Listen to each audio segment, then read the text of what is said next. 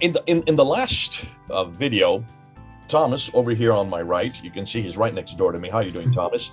Uh, Went and did an amazing job of giving us an entire scope of history, 600 to 700 years of it, all in one video. I'm sure you're all exhausted, as am I, just listening to that. But what a good way to get an encapsulation of all the geopolitical, theological disputes and debates, and also what was happening on the ground with the Persians and the Christians and the Byzantines and the Sassanids and the Chassanids and the Lakhmids, and you name it, it was done, and all the major players.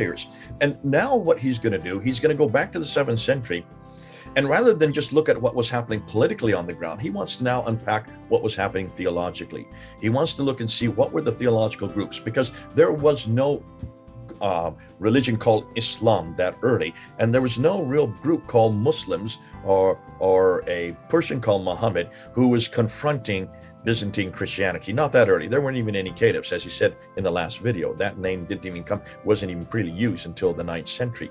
But certainly there were people who had theological positions. And this is quite normal. This has happened right through the last 2,000 years of the church, where we still even see that today. And especially there are people that do not like the idea that Jesus is God. I mean, look at the Jehovah's Witnesses today. That would be a prime example in the 20th century. Charles Taze Russell has created an entire sect called Jehovah's Witnesses against that idea. Islam is against that idea. So where did this anti-Trinitarian viewpoint come from?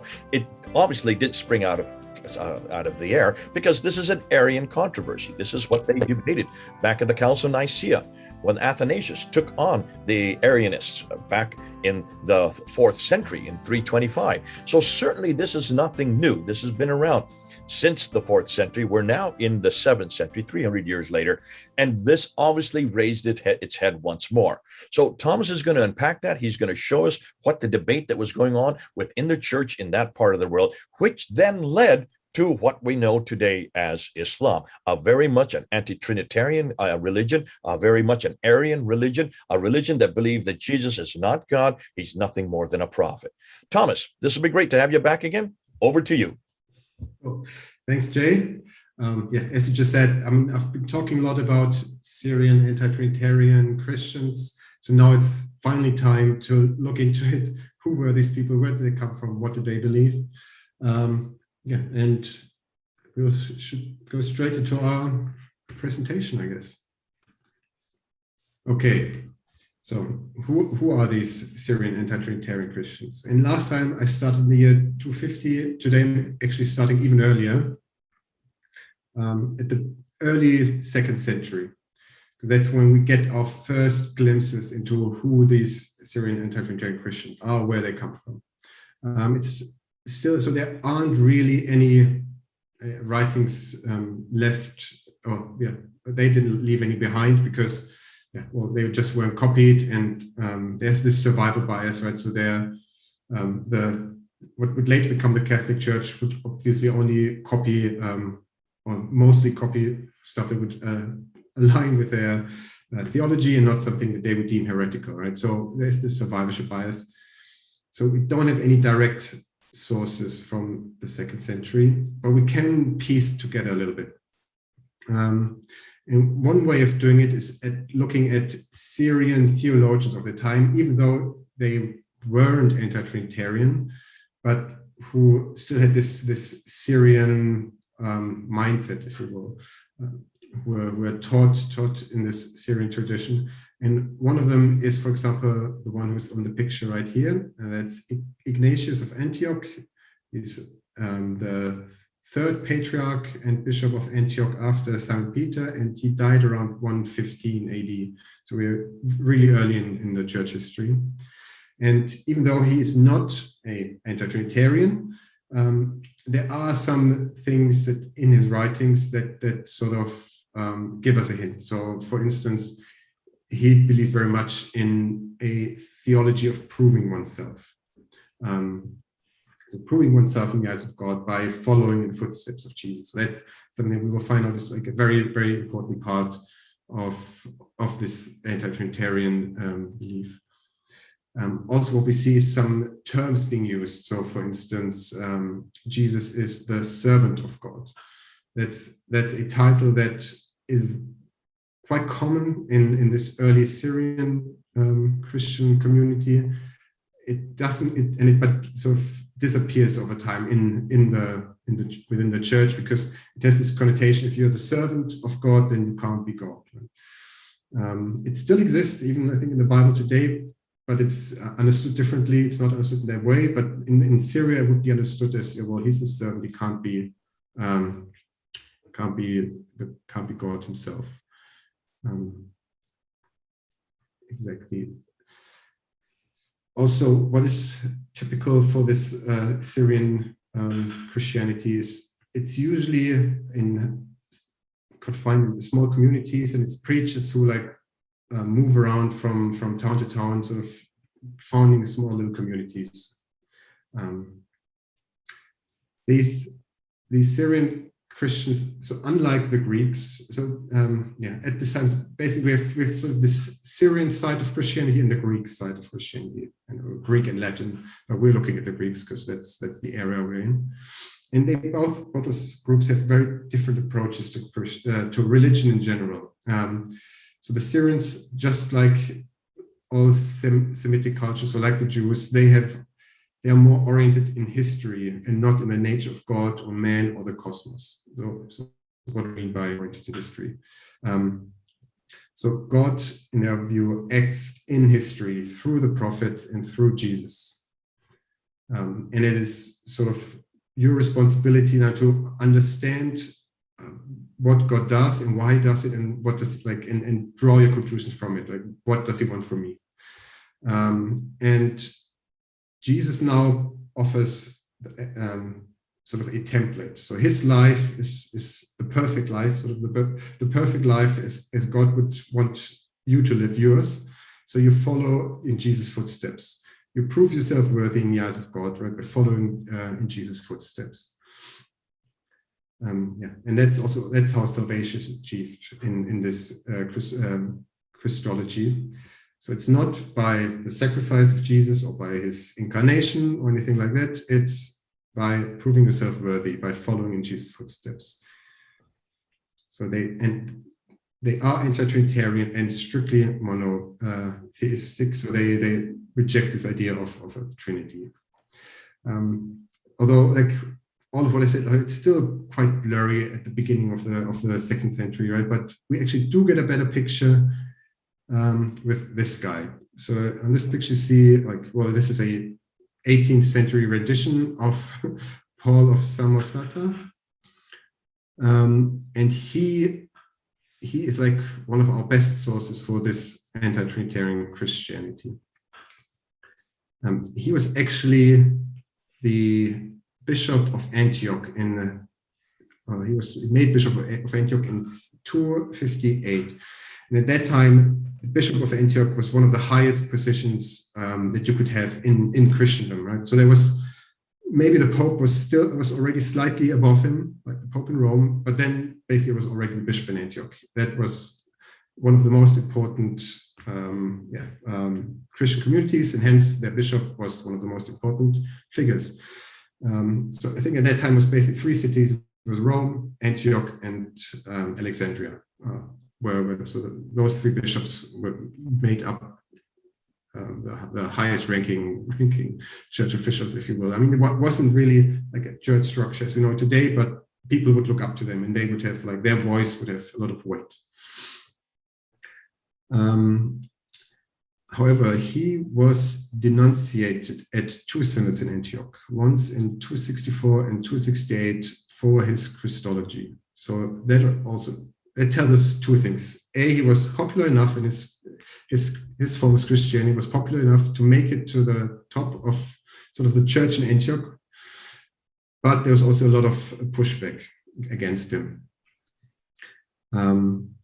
He rejected a physical interpretation of the title Son of God. He believed that God is unique, and he rejected the Trinity. And now I'm going a bit into the Logos, right? So I hope most people know, but I want to give you a quick background on what the Logos is. So Logos is a Greek word with a lot of different possible translations. Now, usually, typically, when you read the Bible, it's translated as word, right? But it's not in Greek. It's not a word in the grammatical sense. That would be lexis. But still, in philosophy, this has a long tradition. So going back in the 6th century BC and maybe even before that, it was used to mean something along the lines of reason or reasoned debate. But really, for the Christians, what when become interesting for them, or actually before the Christians, it's the first one who brought this concept into the realm of sort of this Semitic landscape was Philo of Alexandria. He was a Jewish philosopher and sort of the post child of Hellenized Judaism. And he followed these Platonic ideas of the distinction between perfect form and imperfect matter. So God is like the perfect form and earth is sort of imperfect matter. And there's a large gap in there which needs to be bridged. And for Philo, this bridge was the Logos. So that for him was the highest of the intermediary beings. So there are also angels and cherubs and but the Logos was the highest of these intermediary beings, and he called it the firstborn of God. And this Logos also acted on behalf of God in the physical world, and Philo identified it with the angel of the Lord in the Old Testament. As the angel of the Lord, Philo thought this would be the Logos. And Philo believed that the Logos was God's instrument in the creation of the universe. So some of those things might sound familiar, some maybe not so much. So obviously in Christianity, we have the Gospel of John, which starts with, in the beginning was the Word, and the Word was with God, and the Word was God. And this Word is the Logos, right? So oftentimes also it's not translated at all because translating it as word is sort of limiting, right? So very often it's just, you can also read it, in the beginning was the Logos, and the Logos was with God, and the Logos was God. And for Trinitarian Christians, the Logos is Jesus Christ, right? Or rather, Jesus Christ is the incarnate Logos. Exactly. But that's something these anti-Trinitarians would reject, right? I mean, they worked a lot with this term Logos. That's why I'm bringing it up. And we have those documents from the synods in which Paul was denunciated. So that's why we have a good idea of what he believed in. So Paul believed that the Logos is only an instrument of God. So similar to Philo, unlike Trinitarian Christians. He believed that the Logos inhabited the prophets and Jesus. So he says they dwell in them, but in Jesus, this connection was deeper than in previous prophets. He rejected Jesus' pre-existence, so he's not the Logos incarnate. He says that Mary didn't give birth to the Logos, only to the man. Right? So he's not divine. Christ became great through wisdom in his view. Right? So he's like us, but better in every way. And that's why this connection to the Logos was so deep within him. So, so Jesus became the Christ in Paul's view through his obedience. And by that he means through learning the scripture, through following the law, he achieves wisdom and obedience. So it's not part of his nature. It's not that he was born divine, born as the incarnate Logos. Yes. So that's sort of the gist of it. So this Logos comes up again and again. And you mentioned Arianism before. Arianism originates from the same milieu, but it's going in a slightly different direction, because what Arius did is he added a little bit Hellenism to this Syrian belief system. So for Arius, Jesus was indeed the Logos incarnate. It's just that Arius also maintained that the Logos was created, so like Philo, so that the Logos would be subordinate to God, and hence Jesus would be subordinate to God. But Paul would also reject this idea. He would say, no, Jesus is not the Logos incarnate. The Logos is sort of a tool or a force emanating from God, not like a separate entity as such, and it dwells in Jesus. So that's what Paul Samosata would believe. Now, when we look at Persia again, so there we see the Christianization. The first Christian evidence that we find in Persia is actually around Aramaic-speaking synagogues. So that's why we can sort of assume that it was the Ebionites, so those are the Christian Jews or the Jewish Christians, whichever way you want to phrase this, so that they were the first to proselytize in Persia, but they soon sort of disappear. The bulk of Christianity in Persia comes through a trade. So along those trade routes, obviously religions typically spread, and that's also what happened here. It happens via the deportations. That's a very important part, which we talked about last time. But also by emigrated people who, like, whenever there are persecutions in Rome, people would move to Persia, basically. Or at least if they live close enough to the border that it becomes feasible. Because also if they just move over into Persia, they're also Aramaic-speaking people, right? As we've seen last time, it's one big cultural area. So it would be easy for them to move back and forth. Exactly. Now, from the 2nd century onwards, what we also see in Persia is spread of Gnosticism, which was both influenced by Hellenism and Persian tradition. So now that's something, if it was something completely different, it's also technically or often under the Christian umbrella, sort of, but that's like its whole own little thing. So then in the 3rd century, Manichaeism develops in Persia. That's a new synchronous religion with a lot of Gnostic influences. And it becomes sort of a main rival for Christianity for quite some time. And it actually spreads from Asia to Northern Africa and Italy. And I think that even in Spain and they found evidence of Manichaeans.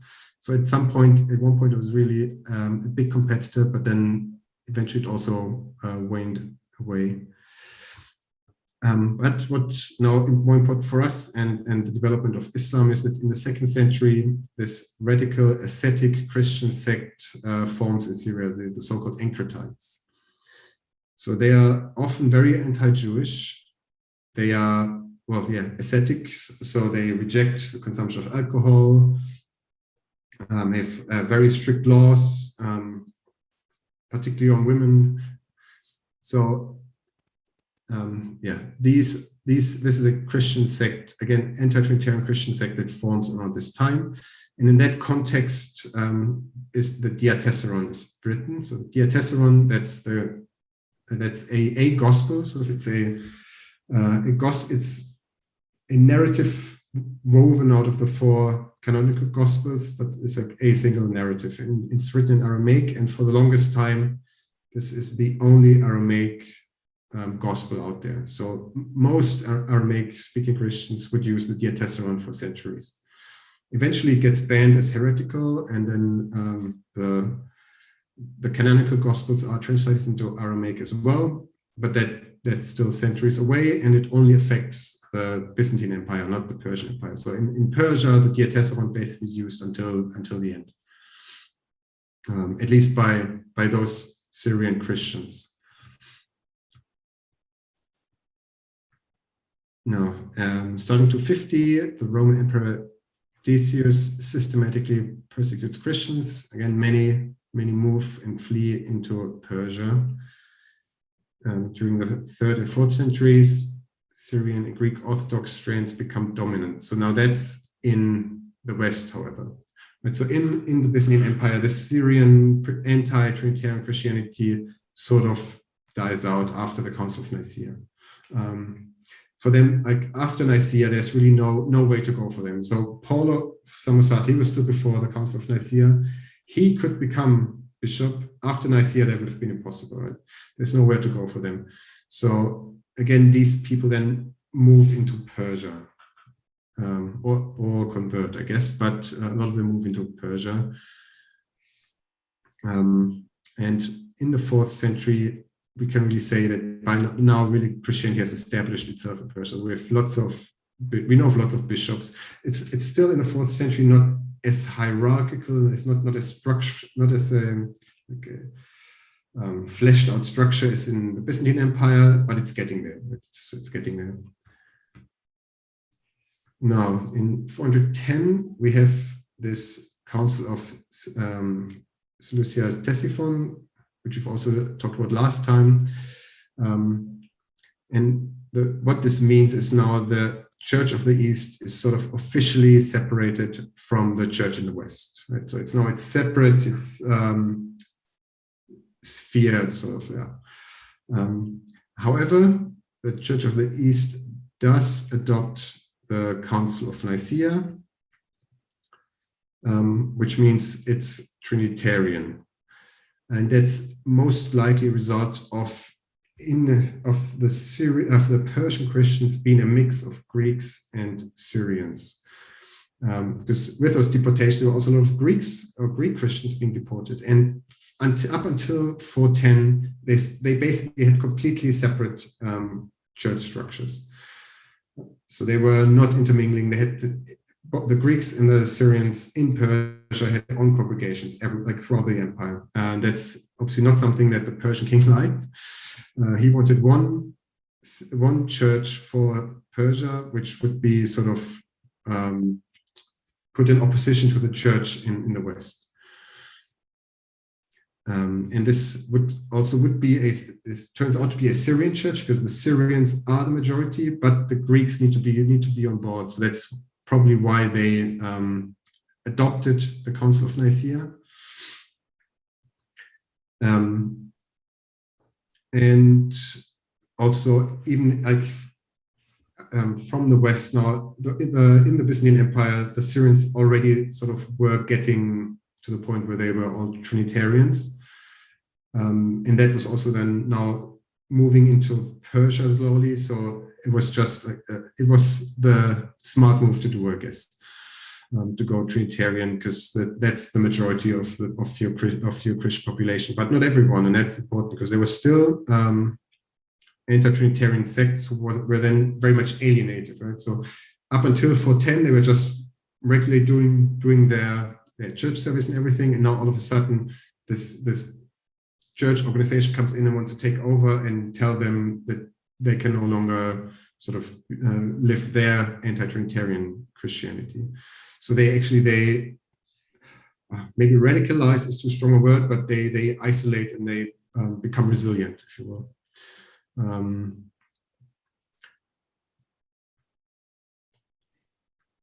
So at the same time, in the West, what's also important to note is that the Byzantine Church declares this Nestorianism heretical. So Nestorianism, I guess I also need to go to that real quick. So Nestorius, he postulated that you have to separate strictly between Jesus, the man, and Jesus, Son of God, basically.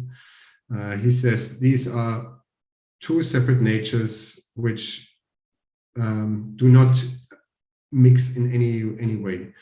And this really escalated when he said that Mary is not the mother of God, which was like a very popular title for her at the time, but she's the mother of Christ. You can't call her mother of God. And that's what really caused big uproar. And then Nestorius was deemed a heretic, and his teachings heretical. And as it turns out, the Church of the East sort of adopted his teachings. So the Byzantine Church saw the Persian Church as heretical, but at the same time, the Byzantine Church wasn't unified either, because the monophysitism was winning over in the south. So coming from Egypt, the Egyptians were basically always monophysites, and it also caused a bit of a rift within the Byzantine Empire. And now the Western Syrians, they also become monophysites, whereas the Eastern Syrians are now mostly Nestorians, but we still have our Syrian anti-Trinitarian Christians there in between. And that's sort of the situation right when the Quran appears. And I think next time we're going to talk about that, how that happens, what informs the Quran, and what of this Syrian Christianity we can find in the Quran. Okay, thanks so much. This is helpful. This is good. This is just putting together another piece of the puzzle, bringing it all together. And it's good what you've done. You've kind of shown where this anti-Trinitarian thread has existed all the way from the 2nd century. So this is not something that was just invented in the 4th century, and it certainly was not something that suddenly just came into being in the 7th century in that part of the world where Islam began. It's been there all the way along. That thread has existed from the very beginning. So there was, I was glad how you kind of zeroed in on Paul of Samosata out of Antioch, who was the bishop at that time, who was anti-Trinitarian. So you can see there was a strong influence of anti-Trinitarianism that was there from the 2nd century, how that many of those that were persecuted moved over into Persia. But what was fascinating, even those who were persecuted by the Romans also moved into Persia, and that was the Trinitarian. So you had both of this mix going on up until the 7th century. And you brought this together when you showed that you have the Eastern and Western churches, that Trinitarian flavor was there, but the anti-Trinitarian flavor was there. You had the Monophysites were there. So you had all these different groups, the Nestorians, the Monophysites, and the anti-Trinitarians, all in that mix leading up into the 7th century, all in that area where Islam is now going to form. That's the soup that we're talking about, and that's the soup that makes sense. You've got to see the main players that are there. Now, it is fascinating as we're going to move on. It looks like the anti-Trinitarians are going to win out in that battle, and that's how Islam is going to form. And that's going to be the subject you're going to go into when you look at how the Quran was put together and the influences on the Quran. So that's for our next video. Thanks so much, Thomas. Good to have you back again. Good to Thank you. have you continue with this series. We'll see how people respond to it. We've got to put all these different pieces together because this is the area that most people are confused by. So I hope you're starting to see the threads. I hope you're starting to see the elements that are coming together. I hope you're starting to see the mosaic that is. I have one more point, or actually a question, maybe for you, or maybe for the audience. It's something that occurred to me when I was really trying to figure out a way of how to talk about the logos, right? And what occurred to me is that you could phrase it you could phrase it in a way which I hadn't thought of about before, which sort of caused me to think about something else. But okay, I'll just get into it. So the way Trinitarians would see it is like the logos is not uncreated, right? And therefore, because the logos is uncreated and God is uncreated, both have to be God, right? Because you can't have two gods. So that's sort of the reasoning for the Trinity. Whereas the anti-Trinitarians, they would reject this idea of the logos being uncreated, right? So for them, the logos is created. Okay, and then I thought, wait a minute, there's something else that's believed to be uncreated, and that's the Quran in Islam. So I was wondering, how do Muslims deal with this, the Quran being uncreated and God being uncreated? Does it mean they have two gods? Does it mean they have sort of a duality? Or how do they square this circle? Well, that is squaring the circle. And this seems to me exactly like what they accuse sort of Trinitarians of, like having two uncreated beings, right? But the same is true in Islam. Yeah, and this was brought up. You mentioned in the last video, Mamun. You know, Mamun, the Mutazilites. Mutazilites bring this up. They brought this very problem. How do you have chapter 85, verse 22? Chapter 85, verse 21 and 22 of the Quran, which would have been the Quran by that time in the 9th century. By that time, that verse was striking, and the Mutazilites said, how can you have an uncreated Quran? How can you have these tablets, these preserved tablets from which the Quran is derived? How could that be uncreated? Because that creates a duality. You now have committed shirk, the unforgivable sin.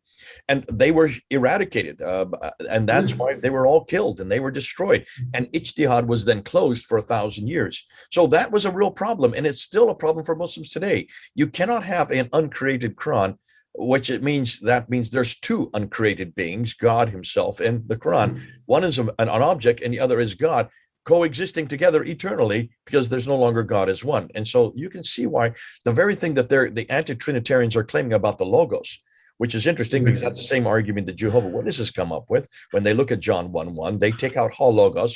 They don't think that they don't know their Greek very well. Hologos, the God, and they just make it to a God. And so in doing that, many times when you confront the Trinitarian formula, the very thing you're confronting, you then accidentally do yourself by including a verse like chapter 85, verse 22 in the Quran. Great stuff. You pulled it out. And I think that is one of the internal difficulties that many Muslims do not know how to deal with. And many of the debates on the Trinity with Muslims always zeroes in on that point of the duality that's there in the Quran itself concerning the uncreated Quran. Good stuff. Anyhow, we do need to bring this to an end. Yeah. But this is good because we are now finding that the political soup is similar to what is going on with the theological soup. Both of these milieus are percolating there in an area, and remember, an area that really had no real control. There is no Byzantine control in this part of the world in the 7th century. Heraclius, who destroyed the Sassanids, then pretty much gave it back, pulled back, and let the Arabs take over. And the Arabs they have this freedom. They've been waiting for this freedom. The Arabs are both Trinitarian and anti-Trinitarian. And so now we're going to see, well, then how was the book put together? That's next. And so Thomas is going to move into that area in the next episode. Until then, get your comments below. Come back at us. Let's see what you have to say, and let's see where we go from here. God bless you. Thanks again, Thomas, for coming on board. Thank you. Thomas and Jay, 4,000 miles apart. Over and out.